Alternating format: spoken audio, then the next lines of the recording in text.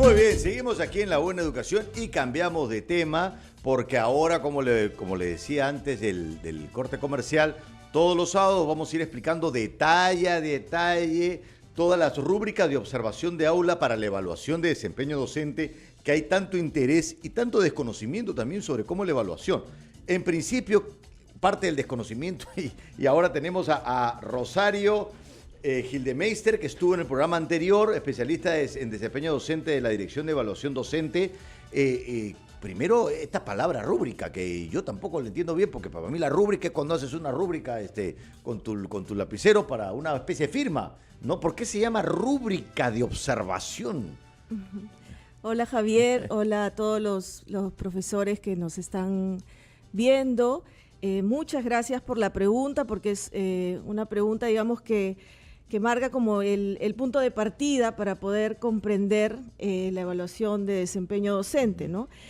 La rúbrica es una pauta que da criterios para evaluar un hacer, en este caso para evaluar lo que hace el docente en su trabajo pedagógico, ¿no? Existen muchos instrumentos de evaluación.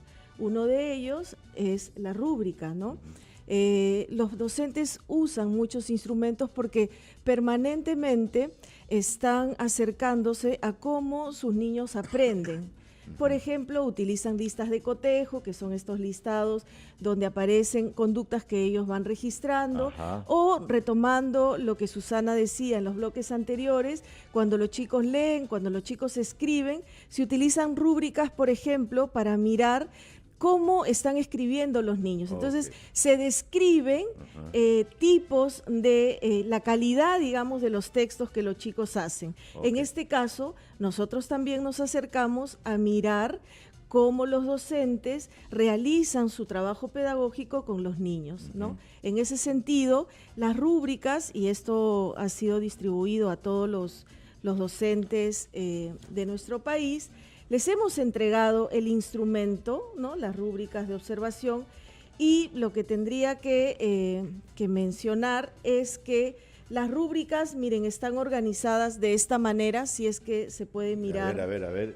Claro, lo que pasa es que es letra pequeña ahí, sí. Pero a mí lo que me llama la atención de ese instrumento, Rosario, es que yo escucho en muchos programas que dicen, pero no, los profesores, que dicen, no, pero no sabemos qué vamos a evaluar. Y aquí está todo. Yo no entiendo por qué el periodista, ¿no? que está ahí no se da el trabajo, o los maestros, de tenerlo en la mano, y aquí está todo lo que se va a evaluar. Entonces, ahí es un material, o sea, son 4 paginitas, ¿no? Donde podemos ver con claridad todo lo que se va a evaluar. Y después del programa anterior, a ver, dime si estoy aprendiendo poco a poco sobre esta rúbrica de observación. Sé que el 50% de la nota es la observación en el aula, ¿no es verdad? Así es. Y ahí son 6 rúbricas. Son 6 rúbricas. 6 rúbricas, que es como 6 aspectos que se va a observar. Sí, son 6 desempeños. 6 desempeños, esa es la palabra correcta. Hoy vamos a mirar 2. 2, claro. Así es. La vez pasada hicimos un paneo rapidísimo. Así y ahora vamos a ir paso a paso. Entonces vamos a ver 2 de los 6 del 50%, porque después, si da tiempo, veremos también todos los otros elementos. Pero sobre todo estos elementos de observación del aula, ¿qué es lo que más temor produce?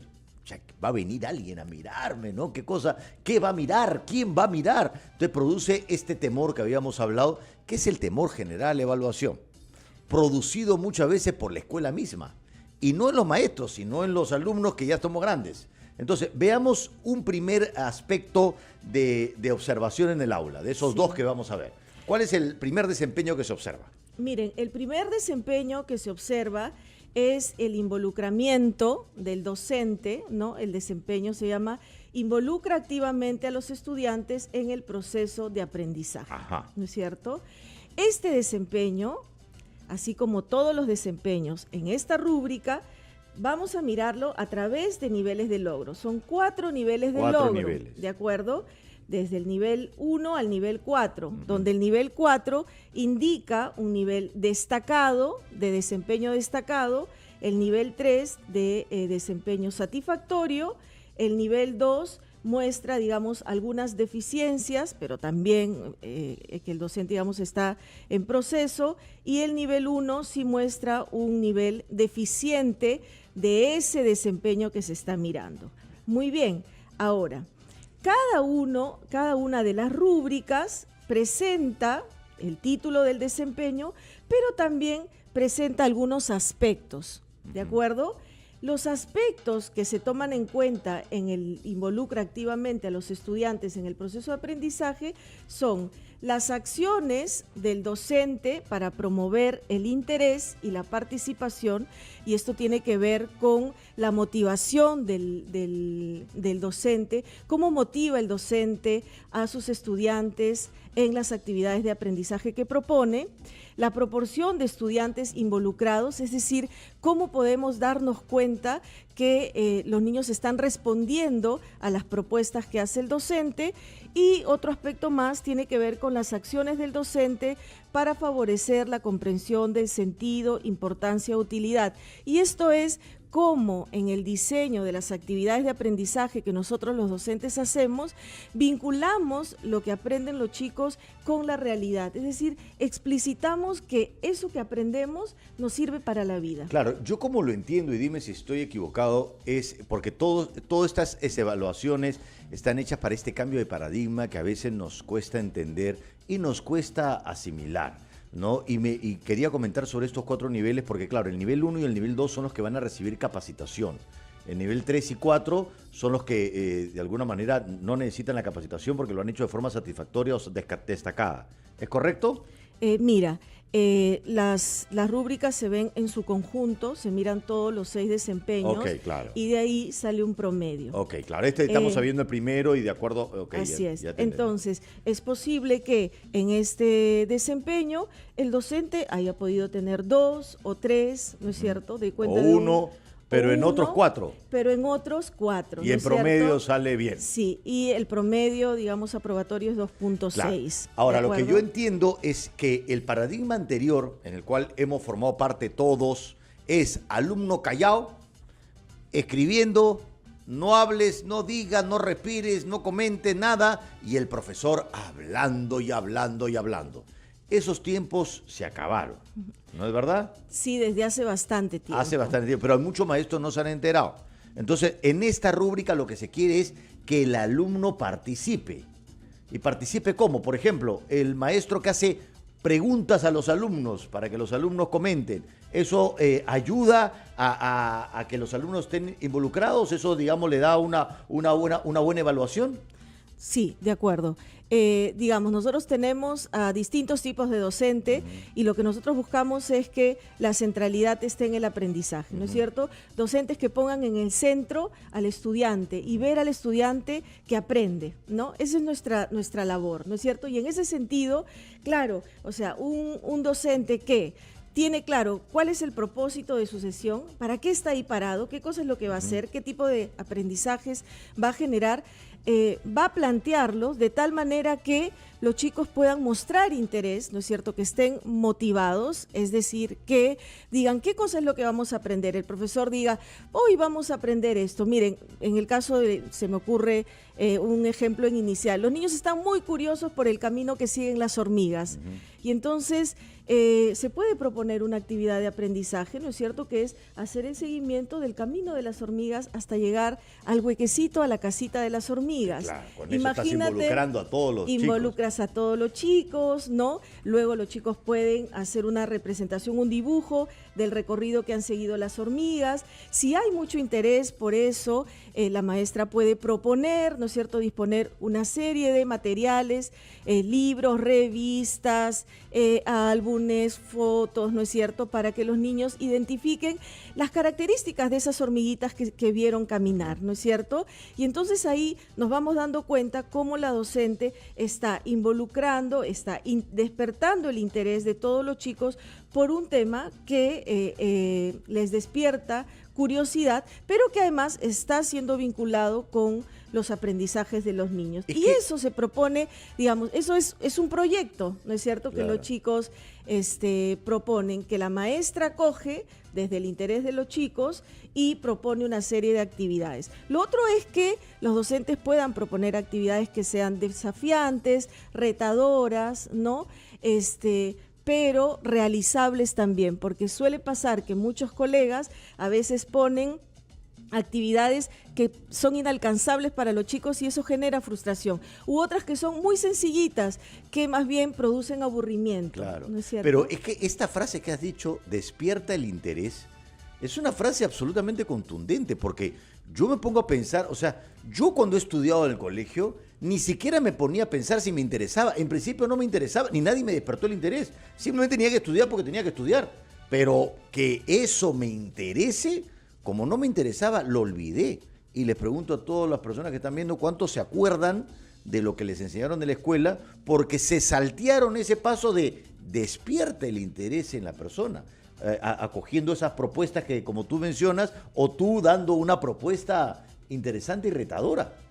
Y también dándonos cuenta de la respuesta de los estudiantes, Claro. porque claro, tú has tenido un profesor que tal vez no se dio cuenta o no quiso No todos, mirar. algunos sí despertaron obvio, mi interés. Sí, ¿no? Que no quiso mirar de repente aquello que no te estaba resultando muy interesante. Y entonces ahí es cómo respondemos nosotros como docentes a eso, ¿no? Yo te preguntaría, Javier, ¿qué pasa? ¿No te está gustando este tema? ¿No? ¿Hay algo que no estás comprendiendo? Y entonces yo muestro mi preocupación por Claro. saber qué cosa es lo que te interesa de aquello que se está proponiendo Por en la ejemplo, clase. yo era recontra tímido y una profesora quería que para tener nota tenías que levantar la mano, pero yo no me atrevía a eso.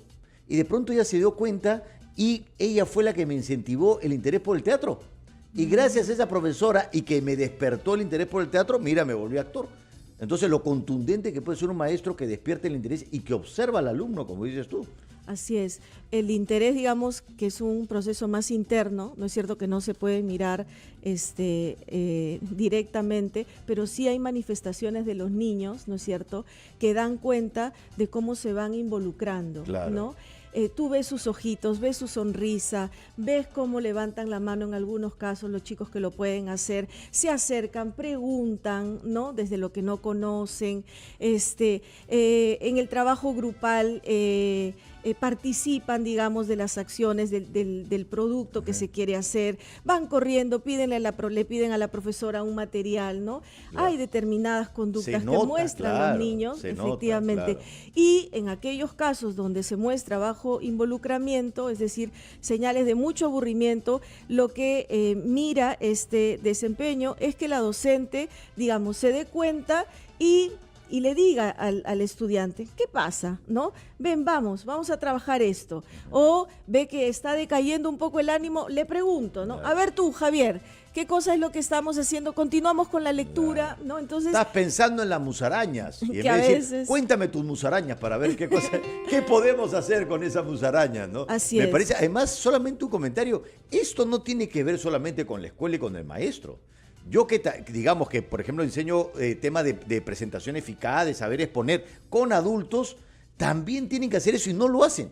Porque como está la experiencia anterior, está el adulto que habla, y la audiencia está mirando el celular. O sea, no estás haciendo algo para que la gente diga, oye, esto que estoy haciendo te interesa a ti. ¿Cómo podemos combinarlo? Hemos visto la primera rúbrica, ahora vamos a ver la segunda. Pon el título y luego hacemos la pausa.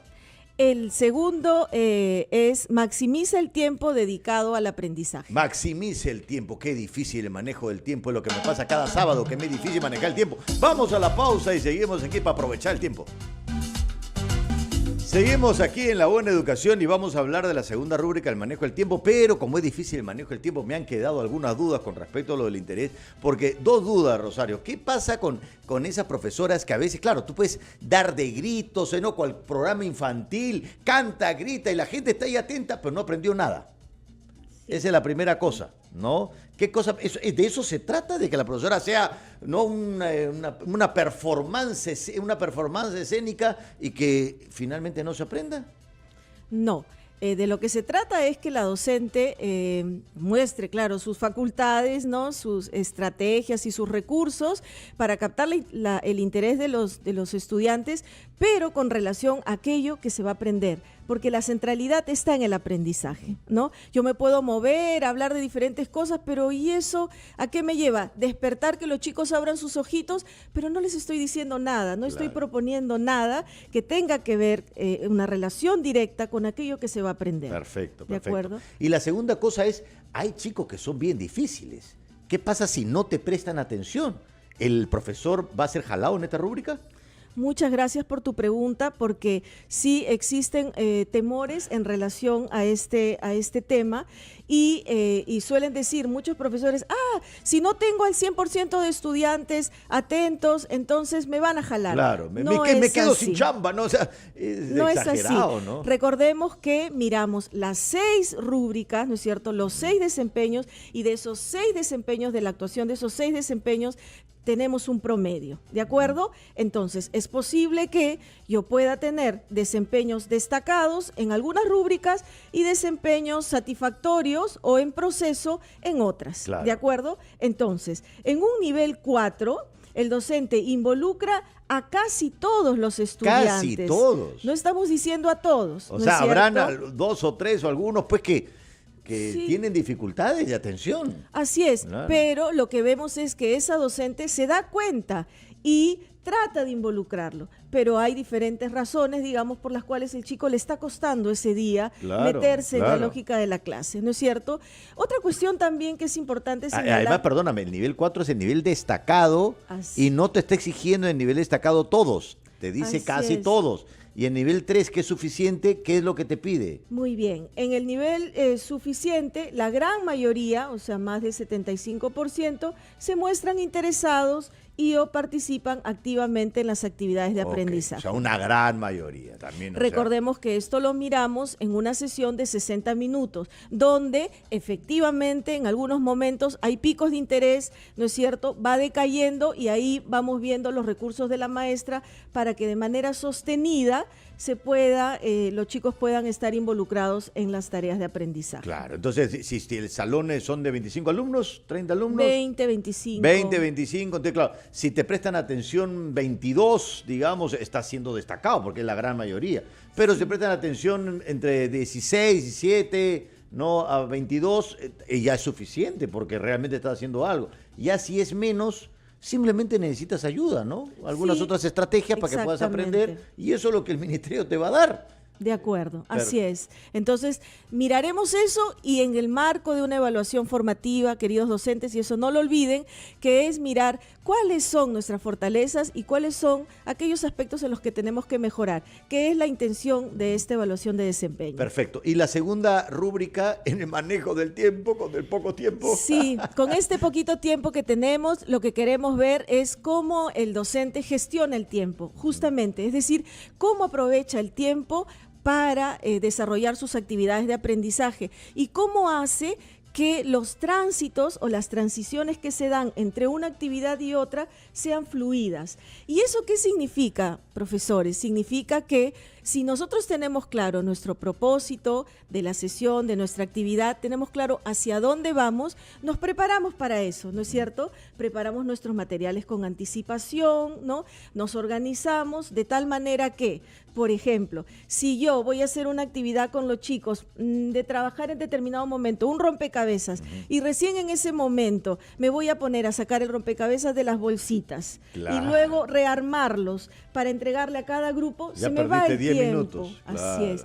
Pero si yo sé que voy a trabajar con materiales como el que acabo de mencionar, yo ya tengo los rompecabezas separaditos, trabajo con los niños el tema de responsabilidades, de modo que cada chico de cada mesa entregue el rompecabezas o el material que se necesita, y así estoy gestionando, optimizando el tiempo a favor de los aprendizajes. Porque una sesión de aprendizaje dura 45 minutos como en mis tiempos sí, la hora pedagógica 45 minutos. Claro, es como sacarle el jugo a los 45 minutos, no perder el tiempo en cosas que se pueden hacer antes, digamos. Sí, y recordemos que la observación del aula dura 60 minutos, es decir, el director de la institución educativa que va a evaluar, ¿no es cierto?, el líder pedagógico de la institución, el director de la docente, es el que aplica estas rúbricas de observación de aula. Él permanecerá 60 minutos en el aula para registrar todas aquellas evidencias, todas las acciones que hace el docente que den cuenta de cada uno de los aspectos del instrumento de observación de aula. Y es importante decir, con respecto a maximiza el tiempo, que tiene dos aspectos, ¿de acuerdo? Tiempo de la sesión en que los estudiantes están ocupados en actividades de aprendizaje y la fluidez con que el docente maneja las transiciones, las interrupciones y las actividades accesorias. ¿Qué cosa es una interrupción? ¿No? Viene una madre de familia, otra colega, viene la directora a hacer algunos anuncios y entonces rompe un poco con la lógica, digamos, de la clase, y ahí lo que se quiere ver es en esta gestión, en esta buena gestión del tiempo, cómo la docente puede decirle: en otro momento conversamos, ahorita estoy trabajando con los chicos, ¿no? Actividades accesorias, aquellas actividades que suele pasar que a veces las docentes utilizan el tiempo en hacer avisos a la comunidad, ¿no? Decir, no se olviden que la próxima semana tendremos una salida, cuando no es el momento, digamos, preciso para eso. Y ahí se va el tiempo. Entonces, la idea es ganar el tiempo, aprovechar el tiempo para que los chicos aprendan, ¿no? Estén interesados, estén involucrados, ¿no es cierto? Disfruten de lo que hacen y la maestra viéndolos en ese quehacer, ¿no? Claro. Eso, por ejemplo, me parece fundamental porque la fluidez, todos los que de alguna manera estamos tratando de enseñar al otro, el hecho de cómo haces el flujo para que todo salga bien, es fundamental. Hasta cuando hago el programa, a veces yo cometo el error que tengo algunas menciones, me ha pasado, y no las digo a tiempo, y de pronto al final, cuando toca dar el mensaje, me queda la mención. Y el momento mejor para decir algo, ¿no?, que pueda captar a la gente, digo una mención. Y eso sí, error mío, porque no gestioné bien el tiempo. Por ejemplo, a mí la gestión del tiempo me cuesta. Siempre me voy del tiempo, ¿no? Me cuesta, ¿no? Y me encantaría que me enseñen. Entonces, ¿qué es lo que sucede? Por eso que vamos a hacerlo cada sábado, que estas dos cosas que me parecen fundamentales, porque no va a ir el observador para ver a quién sacan, sino quién necesita para subir el nivel, que pueda resultar amenazante. ¿Qué es? Que de pronto puedan ver que resulta que después de tantos años siendo maestro, no estoy captando el interés o no he aprendido el manejo del tiempo y por eso es que me siento en mi ego herido, digamos. ¿Qué es? Que alguien pueda resistirse a estas dos cosas que me parecen fundamentales. Un docente que tiene claro que su centro de atención son sus niños, son sus adolescentes, ¿no? Y que tiene claro que su función, digamos, es que los chicos aprendan, ¿no? Tiene que avanzar en la línea del trabajo pedagógico, que es complejo, ¿no es cierto?, que supone prepararse, que supone reflexionar día a día sobre lo que están haciendo. Los chicos vienen cada día con cosas distintas, las generaciones de ahora son distintas de repente a las de hace mucho tiempo, ¿no? El trabajo docente es muy retador en ese sentido. Muy retador. ¿No? El nivel de atención es mucho más disperso que antes. Sí, y hay que lidiar con eso, pero digamos con sentido, siempre concentrándonos, ¿no? Yo soy docente, ¿no? Teniendo como foco nuestros chicos, ¿qué grupo es el que tengo? ¿Cuáles son los desafíos con los que yo me encuentro, ¿no? En este tema de la motivación, ¿qué motiva ahora a los chicos, ¿no? Pensando en lo que Susana decía en los bloques anteriores con respecto a la lectura, el cómic, ¿no? Los otros tipos de texto que han surgido. ¿Cómo voy incorporando como docente esos elementos que vienen de la afuera y cómo los voy introduciendo a la vida del aula? Y cómo la vida de los jóvenes, la vida de los niños también me hacen sentido a mí, ¿no? Pero mira lo fascinante, Rosario, porque eso que tú dices, yo lo he escuchado en los docentes diciendo, pero ahorita en estos tiempos es muy difícil que la gente preste atención, entonces me parece injusto que me estén evaluando, cuando es todo lo contrario. Como es difícil, vamos a ver cómo podemos darte herramientas para que lo puedas hacer. O sea, venimos a ayudarte. ¿Cómo hacer que a través de este programa, todos los sábados, entre esta información? Quien viene a observarte, viene a ayudarte. No viene a castigarte, viene a ayudarte. Sí, Javier, considerando lo que tú dices, que me parece sumamente importante, o sea, no es el entendimiento de la evaluación como la calificación, la nota, sino es el entendimiento de la evaluación como este proceso que me enriquece, ¿no? Como la evaluación que me ayuda a formarme, o sea, que que me aporta, Claro. que me dice en qué puedo mejorar y que me dice cuáles son mis fortalezas y por dónde es que yo debo seguir caminando como profesor. Creo que el trabajo, digamos, de este tiempo es ir generando y fortaleciendo esta cultura de la evaluación formativa, que se da en la vida del aula, porque un profesor que tiene claro que la evaluación es formativa acompaña a su estudiante en el proceso de crecer. Y desde el lado de los docentes acompañamos desde el ministerio también en ese proceso, ¿no es cierto?, de ir revisándose, de ir mejorando las prácticas. Claro, y a mí me parece eso fundamental porque evidentemente toda persona, todo docente que tenga un interés en mejorar y que tenga esa vocación, con las capacitaciones, 2 años de capacitación, va a aprender estas herramientas para que el nivel de educación suba. El problema va a ser que se va a detectar a aquellos docentes que no tienen interés. O sea que si tú docente tienes interés, no te preocupes tanto porque vas a recibir la capacitación y vas a poder pasar con esta evaluación. Si no tiene vocación, entonces ahí sí pregúntate qué cosa estamos haciendo acá, ¿no? Y mira, justo yo te mencionaba de mi gestión del tiempo y acabo de cometer el mismo error. Mientras te hablaba de que cómo a veces cometo el error, acabo de cometer el mismo error. Porque justo me había olvidado una mención que la voy a decir al final. Y yo te agradezco muchísimo, Rosario, por haber venido y te espero el próximo sábado para ir viendo poco a poco las diferentes rúbricas para apaciguar las cosas, escuchar más claramente y saber que toda evaluación es para mejorar. Es lo que ustedes como docentes le dicen al alumno. Ahora el Estado también le dice eso a ustedes.